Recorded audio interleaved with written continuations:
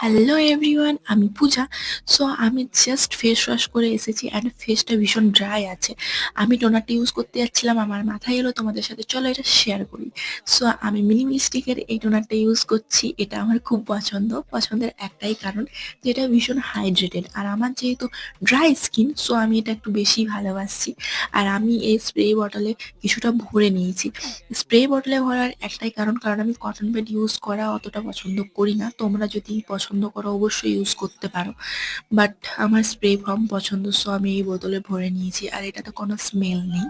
So যাদের স্মেলওয়ালা কোনো product পছন্দ নয় তারা অবশ্যই এই মিনিমালিস্টিকের প্রোডাক্ট ইউজ করতে পারো।